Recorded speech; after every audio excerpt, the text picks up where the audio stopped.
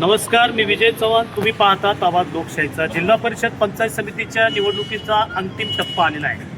अंतिम टप्प्यातला प्रचार सुद्धा सिगेला पोहोचलेला आहे. आता आपण पाटस इथं आहोत आणि पाटस येथील जे राष्ट्रवादी काँग्रेसचे सर्व नेते प्रतिनिधी इथे एकत्रित भेटल्या कारणानं आपण त्यांच्याशी संवाद साधणार आहोत. आता सत्तूभाऊ शितोळे आहेत, शिवाजी बापू ढमाले आहेत, महेश अण्णा भागवत आहेत, साळुंके साहेब आहेत.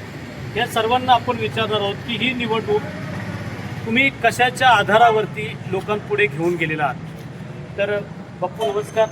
तुम्ही या निवडणुकीमध्ये हा जो प्रवास करताय ते लोकांना काय सांगणार आहात? लोकांना आम्ही एकच सांगणार आहे, इथून पुढच्या काळामध्ये ड्रेनेज लाईन असतील, रस्ते असतील, वीज असेल किंवा इतर ज्या काही नागरिकांच्या अडचणी आहेत ते सोडवण्यासाठी आम्ही करतो.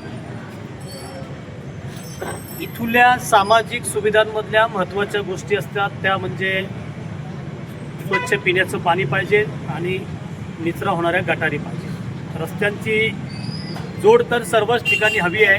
अशा सामाजिक महत्त्वाच्या प्रश्नांना घेऊन ढमाले बापू म्हणतात की आम्ही त्यासाठी निवडणूक लढतो. सत्तूभाऊ शितोळे आहेत तिथं, आपण त्यांना विचारू, भाऊ या निवडणुकीमध्ये तुमचं विजन काय असणार आहे? आमचं विजन म्हणजे रस्ते, आरोग्य, ज्या मूलभूत सुविधा आहेत, पिण्याचे स्वच्छ पाणी आणि आमच्याकडं ड्रायपट्टा आहे बराच मोठा त्या गटामध्ये.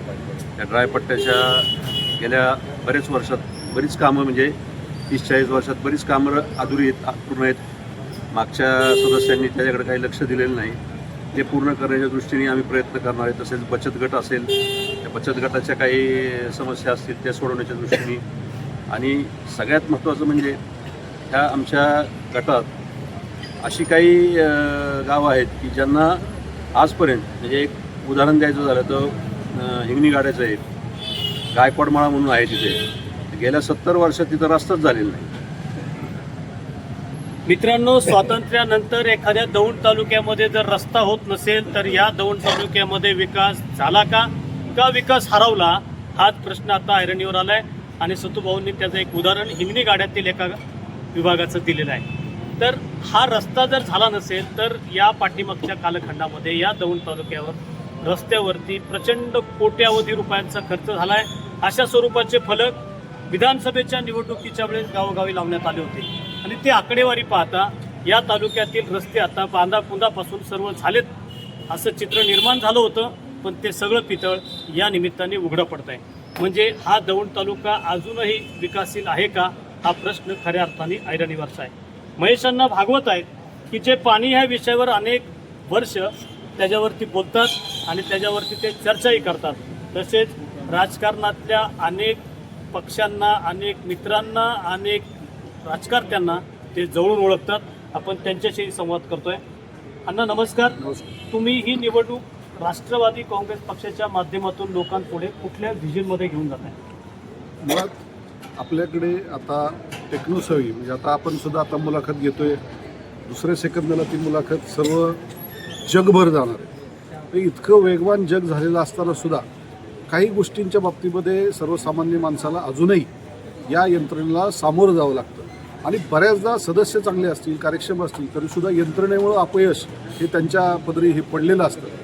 आमचा प्रयत्न राष्ट्रवादी काँग्रेस पक्षाच्या माध्यमातून एक राहील की सर्वसाधारणपणे एखादं ॲप आपल्याला याच्यामध्ये तयार करता येतं का जिल्हा संदर्भामध्ये, की जे ग्रामपंचायत, पंचायत समिती आणि जिल्हा परिषद या सर्वांना जोडणारा असेल. म्हणजे सर्वसामान्य एखाद्या माणसाला आपल्याला वाटलं की आपली एखाद्या ग्रामपंचायतीच्या बाबतीतली तक्रार आहे, अगदी त्याच्या दारामध्ये लागणारा विजेचा बल्ब आहे तो जर लागलेला नसेल, काही दिवसात तो बदलला गेला नसेल आणि त्याची दुरुस्ती झाली नसेल तर त्या संदर्भात सुद्धा त्याला तक्रार त्या ठिकाणी गेली पाहिजे. एखाद्या ठिकाणचा ग्रामसेवक असेल, एखाद्या ठिकाणचा ग्रामविस्तारक असेल, एखाद्या ठिकाणचा गटविकास अधिकारी असेल, शिक्षणाधिकारी असेल, हे त्या पद्धतीनं योग्य पद्धतीनं काम करतात किंवा नाही याच्या संदर्भामधला सुद्धा आढावा घेणारा एक यंत्रणा या पुणे जिल्हा परिषदेच्या माध्यमातून निर्माण करण्याचा आमचा एक प्रयत्न आहे. आणि मला वाटतं की जे छोट्या प्रश्नांसाठी अनेक वेळा लोकांना कारण नसताना गावामध्ये, तालुक्यामध्ये किंवा जिल्हा परिषदेला खिटे मारावे लागतात, ही यंत्रणा पूर्णपणे त्याच्या हातामध्ये येईल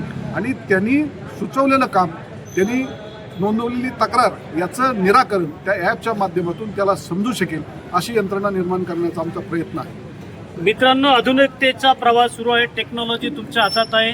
जगाचा संबंध तुम्ही एका क्षणात संपर्कात येत आहे आणि खऱ्या अर्थानं विकासाचं व्हिजन हे तोंडातून बोलून दाखवत आहे. त्यापेक्षा महेश अण्णा सांगतात असे एखादं टेक्निकल इन्स्ट्रुमेंट तयार करा की तळागाळातल्या शेवटच्या घटकापर्यंत त्याला त्याची तक्रार आणि त्याच्या सुखसोयी असलेला प्रश्न मांडता येईल आणि तो क्षणात अधिकाऱ्यांपर्यंत पोहोचेल. ही खऱ्याच अर्थानं चांगली आणि उत्कृष्ट स्वरूपाची मागणी आहे.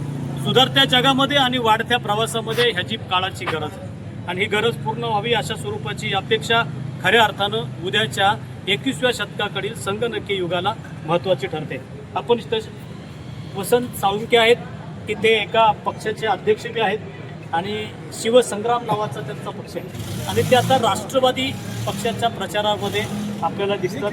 काय सांगतात साळुंखे साहेब, काय तुमचं विजन आहे आणि काय तुम्ही लोकांना पुढे जाऊन सांगणार आहात? खऱ्या अर्थानं ही जिल्हा परिषद पंचायत समितीची जी निवडणूक आहे तर साहेब हे जिल्हा परिषद म्हणजे एक मिनी मंत्रालय आहे आणि शासनाच्या ज्या पद्धतीनं योजना तळागाळापर्यंत येतात त्या जिल्हा परिषद मार्फत राबवल्या पाहिजे.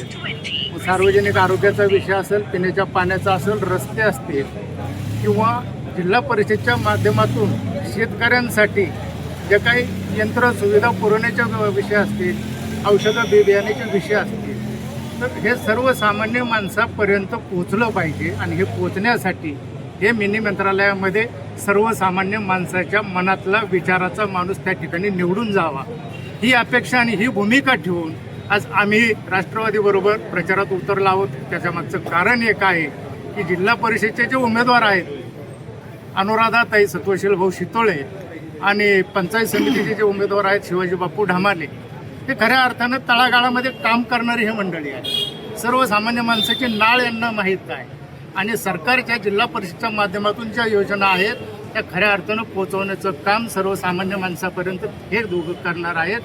म्हणून माझी सर्व मतदारांना आव्हान आहे की आपण या निवडणुकीमध्ये अनुराधाताई सत्वशील भाऊ शितोळे आणि शिवाजी बापू ढमाले अशा चांगल्या विचारांची सर्वसामान्य गोरगरिबांची जाण असणाऱ्या माणसांना मतदान करावं हे माझं शिवसंग्रामच्या वतीने जाहीर आव्हान असणार आहे आणि येणाऱ्या 7 तारखेला घड्याळाला मतदान करावं अशी माझी सर्वांना विनंती. आपण ज्यांच्याशी बोललो त्या सर्वांनी लोकांच्या हिताचे प्रश्न आणि ते लोकांपर्यंत पोहोचवू हाच एक मुद्दा मांडलेला आहे. मित्रांनो, जे आमचे दर्शक आहेत आम्ही त्यांना नम्र आवाहन करतो. हा तालुका गेले 25-30 वर्ष या तालुक्यामध्ये सुजलम सुफलम करण्यासाठी लोकप्रतिनिधींनी आपली फार मोठी ताकदपणाला लावलेली आहे. असं चित्र यापूर्वी निर्माण झालं. या तालुक्यामध्ये सर्वत्र पिण्याच्या पाण्यासाठी जलजीवन आणि महाराष्ट्र जीवन प्राधिकरण या योजनेतून पाणी योजना झाल्या.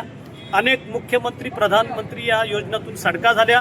तसेच इथे मोठमोठी शाळेच्या इमारती आणि आरोग्याच्या इमारतीसुद्धा झाल्या.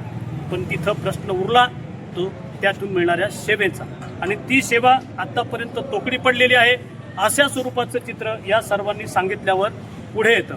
म्हणून मतदार बंधूंना आता खऱ्या अर्थानं हा महत्त्वाचा आणि कळीचा मुद्दा आहे. खरंच इथल्या झालेल्या सर्व लोकसेवेच्या प्रकरणांमधून सेवा मिळते का? या सगळ्या परिसरामध्ये पिण्याचं स्वच्छ पाणी आहे का? आरोग्याच्या दृष्टीनं त्यांना सगळ्या ठिकाणी आरोग्याची सक्षम सेवा मिळते का? आणि झालेले रस्ते हे खऱ्या अर्थानं खर्चाच्या तुलनेत भक्कम आणि मजबूत आहेत का? ह्या सगळ्या प्रश्नांची एकंदरीत आता जर सगळी बोट बांधली तर ही निवडणूक खऱ्या अर्थानं मतदाराला विचार करण्यासारखी आहे आणि विचारात पाडण्यासारखी आहे. मी नम्रपणाने मतदारांना आव्हान करतो ही निवडणूक म्हणजे तुमच्या एका मताचं मौलिक आहे. हे एक विचाराचं मत तुम्ही अतिशय विचार करून आणि योग्य त्या उमेदवाराला द्या. मतदानाचा हक्क बजवा अशा स्वरूपाचं आव्हान करतो. तुम्ही पाहत राहा आवाज लोकशाहीचा. मी विजय चव्हाण. संपर्कासाठी 94 23 21 52 27 97 65 56 69 16. धन्यवाद.